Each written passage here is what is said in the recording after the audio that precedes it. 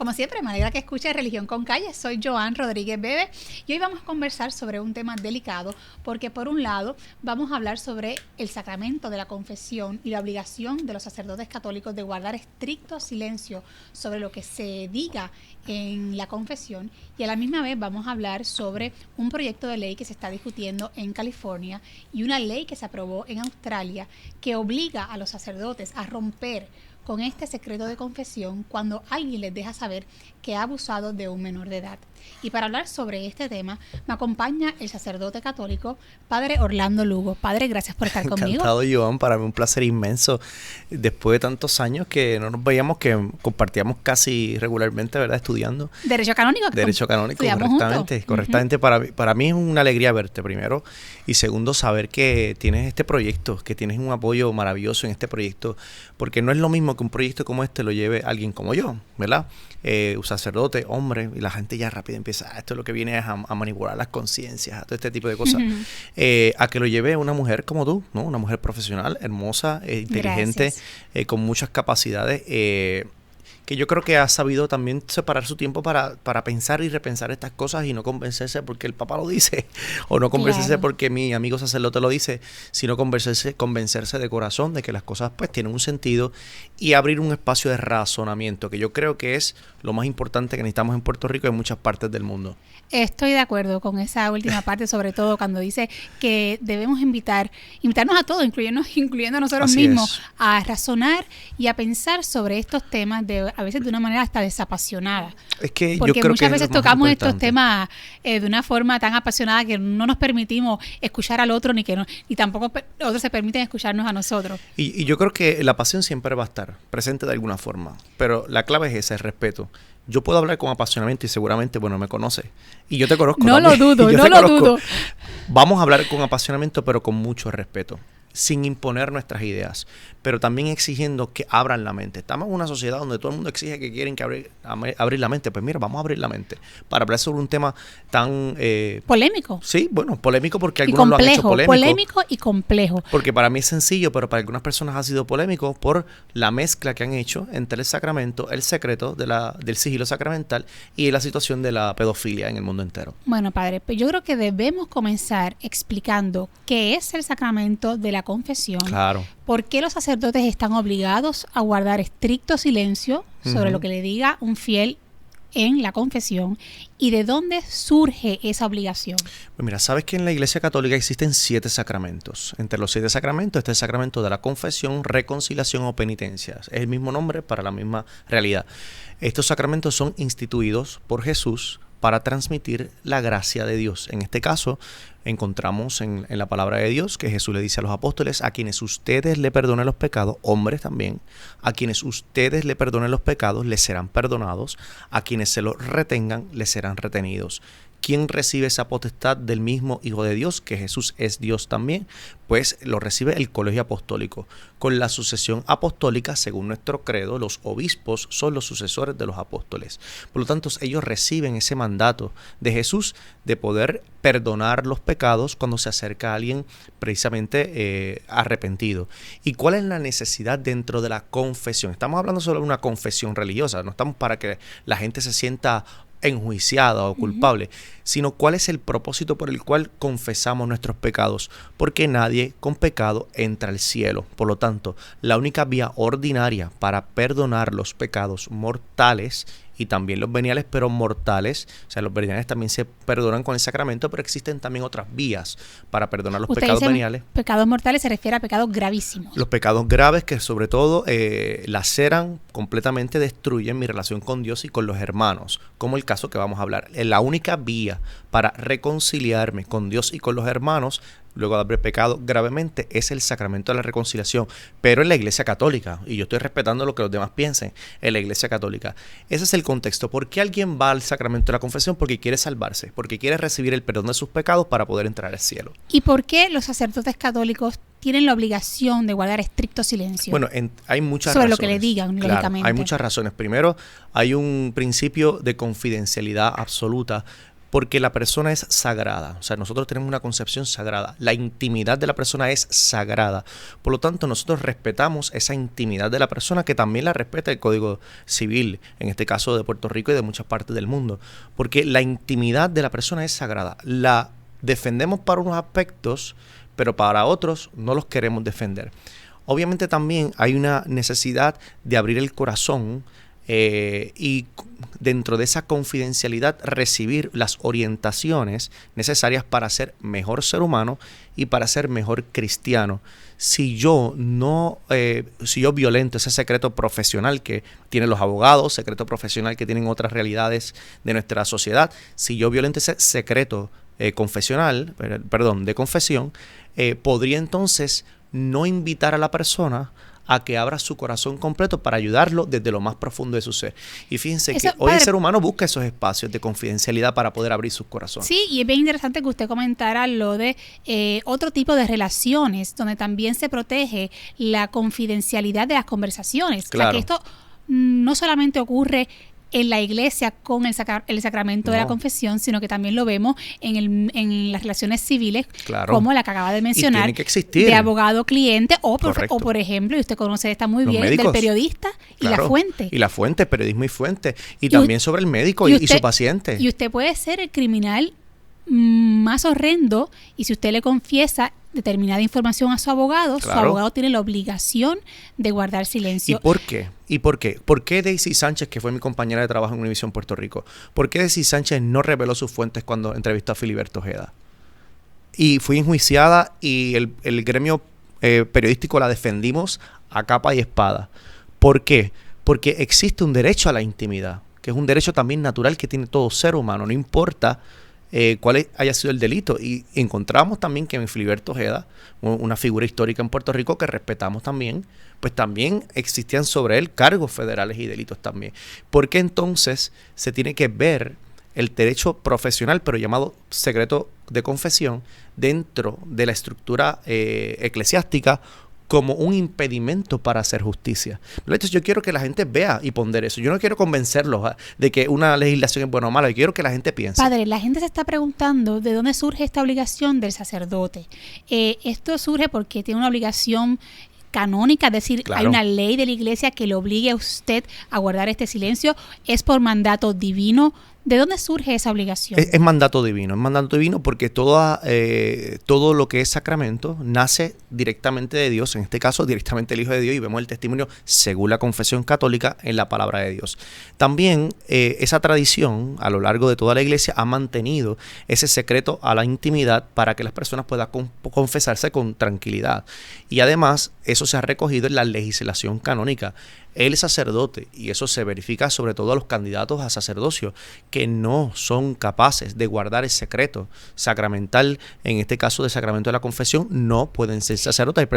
Hay sacerdotes que han preferido perder la vida antes que decir un secreto de confesión. No se puede decir, punto. Y de hecho, si lo hiciera, queda excomulgado automáticamente. Sí, queda penalizado por la iglesia y puede caer incluso entre la pena de excomunión. Pues padre, como... De hecho, Joan, sí, mira, para que vean a nivel canónico, a nivel intereclesiástico, el punto, o sea, los delicta graviora, que son los delitos más graves de la iglesia católica, entre ellos está la pedofilia, que es delito grave, y entre los delitos más graves dentro de la iglesia católica también está el violentar el sigilo sacramental. O sea, dentro de la iglesia, violentar el sigilo sacramental es un delito gravísimo. Sí.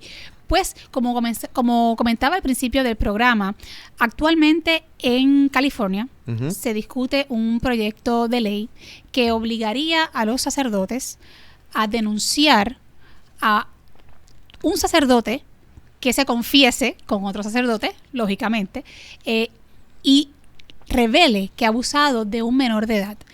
Y a la misma vez, en Australia hay una ley que ya fue aprobada y que obliga a los sacerdotes a denunciar a cualquier persona que en el ejercicio del sacramento de la confesión le revele al sacerdote que ha abusado de un menor de edad. Antes de entrar en los méritos de estos proyectos de ley, del proyecto de ley y de la ley, respectivamente, quiero que explique cómo estas medidas impactan la libertad religiosa tanto del sacerdote como del fiel. mi primer comentario es el siguiente. A mí me resulta curioso y me transcriba a nuestra realidad puertorriqueña. Sabemos que nos ven de muchísimas partes del mundo, habla hispana, así que todos los felicito con mucho cariño. Me resulta curioso que constantemente cuando la iglesia habla sobre asuntos públicos, que la iglesia tiene derecho a hablar sobre asuntos públicos, no de políticas partidistas. Yo no puedo decir cuál estatus es mejor para Puerto Rico, pero puedo decidir si la ideología de género es bueno o no es bueno para las escuelas públicas. ¿Entendemos? Bueno, pues cuando la iglesia habla sobre asuntos públicos, encontramos a personas que sin formación, y muchas veces personas inteligentes, pero sin formación sobre estos temas, donde hablan y exigen a la iglesia permanecer callado para que no haya una intromisión en lo que ellos llaman entre la separación de iglesia y Estado, que muchas veces, por supuesto, se está desvirtuando lo que es realmente la separación de iglesia y Estado. Nosotros hicimos un programa sobre ese tema, así que invito a todo el que nos escuche exactamente, porque ahora todo el mundo dice que se callen, que hay separación de iglesia y Estado. No tienen ni idea de lo que es separación de iglesia y Estado. Y cada cual hace suya esa cláusula, pues porque es moda. Entonces, curiosamente se dice que no me impongan su religión, ¿verdad? Por supuesto, yo no siento que yo tengo que imponerle religión a nadie. De hecho, eso me lo exige el mismo Jesucristo. Yo no puedo imponer. Mi obligación de la evangelización es proponer el mensaje y cada cual en libertad lo recibe.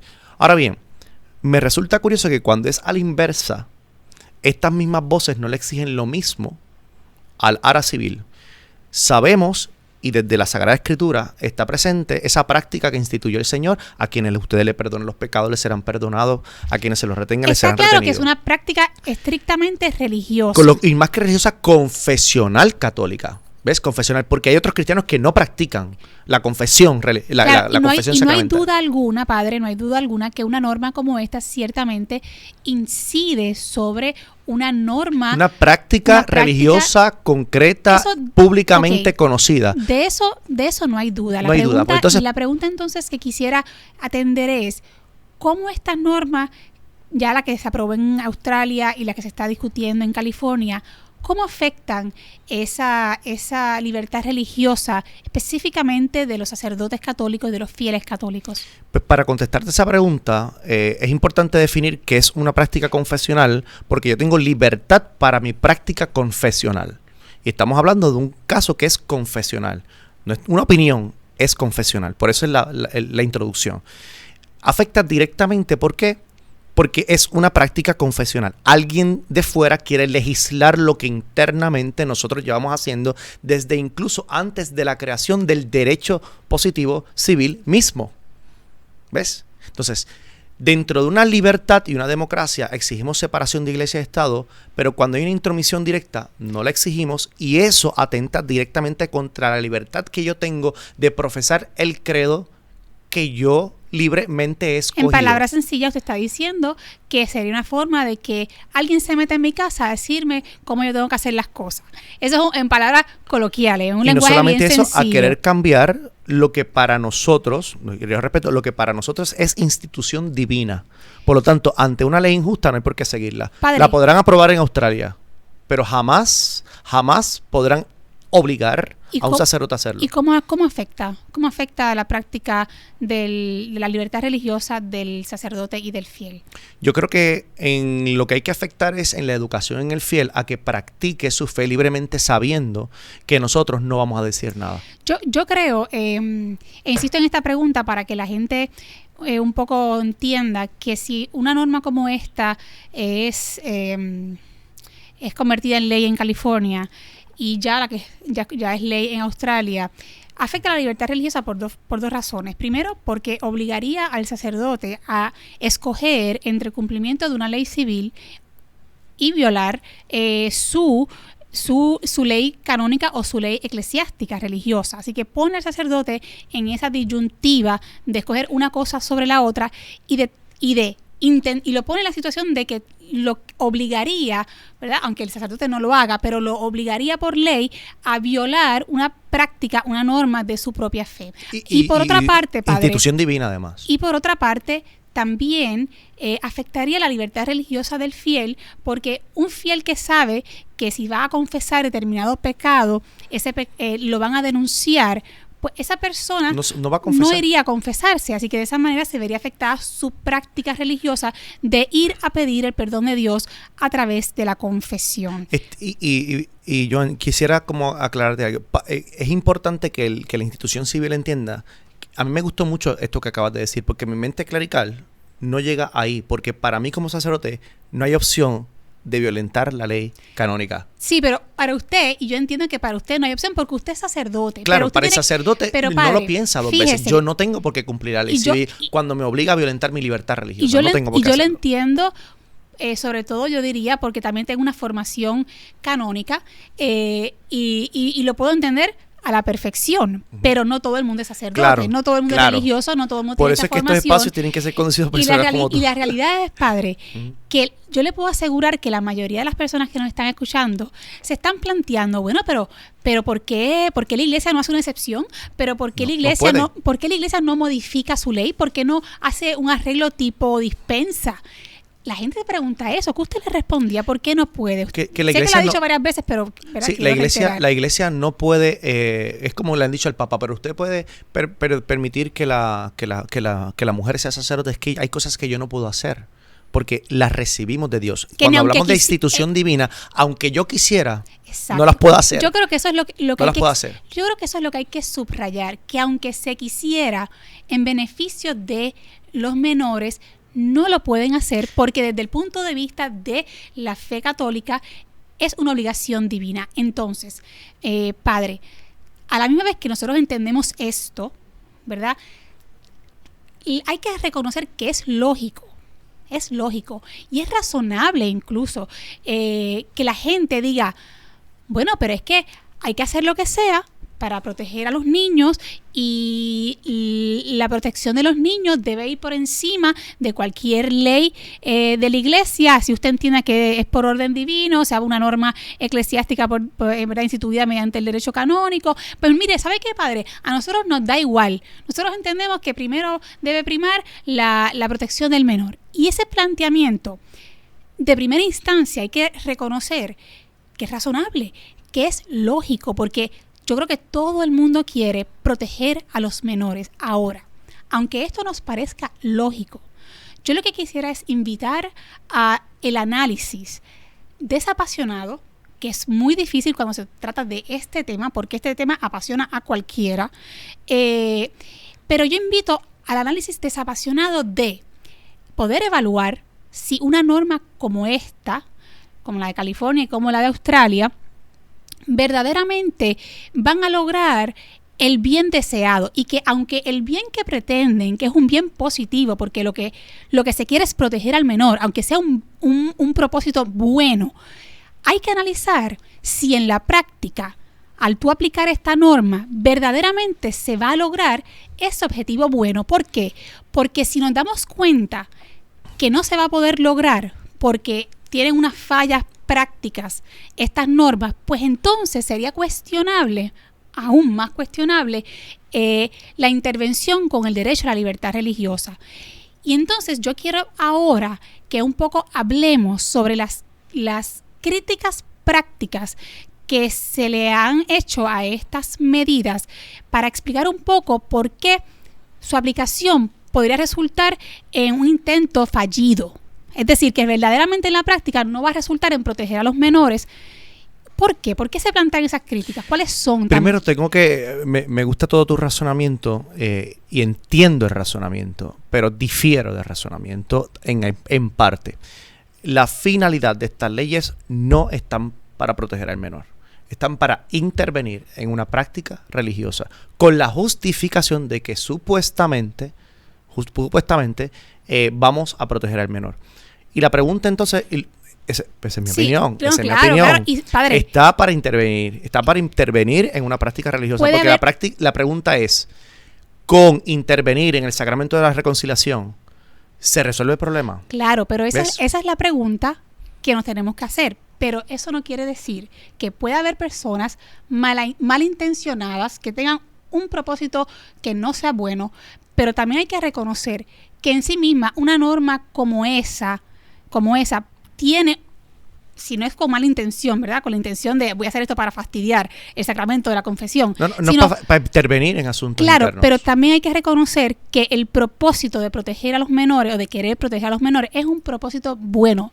Yo entiendo lo que usted quiere decir, pero la gente cuando ve una norma como esta, en lo que se enfocan, en lo que piensan, no es en que hay alguien maquiavélico que quiere afectar la libertad religiosa, sino que lo que están pensando es, yo estoy de acuerdo en proteger a los menores, hay que hacer lo que sea. Entonces, ahí es que yo invito a la reflexión para analizar cómo estas normas, independientemente de la razón o el motivo de quien la hace, sea bueno o sea malo, cómo estas normas realmente no producen o no producirían el fin bueno que podría pretender, que es proteger al niño. ¿Por qué no se lograría eso si se aplican estas normas? Por eso digo, o sea, el fin no es ese, porque si no vamos a obligar a los abogados a que no defiendan a alguien que ellos sepan que es culpable. Vamos a empezar por ahí. Porque si tienen la intimidad de hablar con sus clientes, ellos le dicen, dime la verdad, dime si tú eres culpable para entonces buscar la forma de yo defenderte. Bueno, uno de sus cuestionamientos es ¿por qué a los sacerdotes sí y a los abogados no? Eso es un planteamiento que nos tenemos que hacer. Bien. Dos. El sacramento de la reconciliación pudiese colaborar en la sanación de este grave problema que existe en la iglesia y existe también en otros lugares. Por ejemplo, una persona que se confiesa, primero, nuestra jurisdicción no es enjuiciar delitos, es perdonar pecados. Ese es el propósito de la reconciliación, del sacramento de la reconciliación. Uh-huh. No todo lo que es delito es pecado y no todo lo que es pecado es delito. Y hay que comenzar a explicar a esta gente, porque sí es verdad que la gente se enfoca, pero como decía mi amigo Ali Wellington, si tú le das basura a la gente come basura. Si tú le das cosas buenas, la gente va a pensar bien. ¿Ves? Por eso estos espacios dan a la gente el enfoque correcto. Bien. Entonces, mi jurisdicción no es enjuiciar delitos, es perdonar pecados. Mi intención es distinta a la de Estado, pero yo puedo colaborar con él. No de la forma en que el Estado pretende, sino invitando a esta persona a cumplir con sus responsabilidades también civiles. Bien, entonces yo creo que el Estado me necesita a mí como sacerdote, que recibe la confidencialidad de esta presunta, ¿no? Responsabilidad en un presunto delito, porque todo es presunto. Uh-huh. O sea, recordemos también que dentro de la jurisdicción civil y canónica, no toda confesión se tiene que tomar como un valor absoluto de prueba. Porque, y si esa persona está obligándose a autoculparse por no culpar a otra persona. O sea, tenemos que entender que así no se resuelven los problemas, pero yo sí puedo indagar, y puede invitar a que esta persona en su libertad, yo no, en su libertad, pueda asumir sus responsabilidades públicas y sociales. O sea, el sacerdocio y el sacramento pueden colaborar en la sanación de este problema, incluso. Porque si buscamos el bien para todos, también tenemos que ver a estos presuntos victimarios como personas que también necesitan sanación. Y la iglesia los ve así. Yo diría que una de las fallas de estas medidas es que no contempla los siguientes escenarios. Primero, que si la persona que recurre a la confesión sabe que el sacerdote lo va a denunciar, no va a ir. Pues entonces primero no va a ir y se frustra el propósito de la propia ley, porque la persona sencillamente no va a ir a revelar su pecado. Segundo, si la persona no va, pues entonces el sacerdote nunca tendrá la oportunidad de convencer al que comete esta atrocidad, este pecado gravísimo. Claro, porque no se trata de encubrir a nadie. No lo va a poder convencer para que vaya y él mismo se denuncie ante las autoridades. Por otra parte, perdemos de perspectiva que en muchas ocasiones los confesionarios tienen rejilla y el sacerdote no necesariamente conoce la identidad de la persona que se confiesa. Otra de los escollos que tampoco contemplan este tipo de medidas es que el que va a confesarse no tiene la obligación de revelar su identidad. O sea que para que usted reciba el sacramento de la confesión, usted no tiene que decir su nombre, dónde vive, quién Nada. es. Solo sus pecados. Incluso, como digo yo, hay peregrinos de la confesión que van de iglesia en iglesia confesándose con diferentes sacerdotes. Así que hay que tomar en cuenta estas situaciones y escenarios prácticos para verdaderamente evaluar si medidas como estas realmente ayudan a solucionar el problema. Realmente no ayudan el problema. Aunque a usted le parezca buena, realmente hay que contemplar y considerar y analizar si van a resolver el problema, porque si no lo va a resolver por los diferentes planteamientos que hemos hecho, pues entonces, ¿cómo se va a justificar afectar la libertad religiosa? Yo no vería forma alguna de justificarlo, porque sencillamente se podría probar que no resuelve el asunto que se quiere resolver, por más noble que sea esa causa. Esto que hemos estado planteando aquí se llevó a vista pública en California y se explicó por expertos. Se llevó a Australia también y se explicó, sobre todo con el caso del cardenal en Australia. Y aún así la aprobaron. Por eso yo digo y me reafirmo que estas leyes no están para solucionar un problema. Estas leyes son motivadas por unas ideologías y unas fuerzas que pretenden entrar en la autonomía de una sociedad perfecta, y sociedad perfecta en el concepto jurídico, ¿no? Una sociedad que se puede gobernar a sí misma, como es la Iglesia. Yo entiendo que la justificación pública para las masas es: vamos a solucionar el problema de cualquier forma. Vamos a hacerlo. Pero, padre, es que esto no soluciona el problema. Claro, pero esa esa justificación que usted le llama justificación pública es lo que la gente está escuchando, y por eso hay que explicar estas cosas, a lo mejor no desde las profundidades oscuras que usted señala, aunque bien pueden ser ciertas, sino explicarlo desde un punto de vista del lenguaje común y del lenguaje que uno escucha. De la calle. El lenguaje de la calle, por Claro. eso esto es religión con calle, porque Sí. ¿sabe qué, padre? Eso es lo que uno escucha, y así es que tenemos que hablar y explicar los asuntos.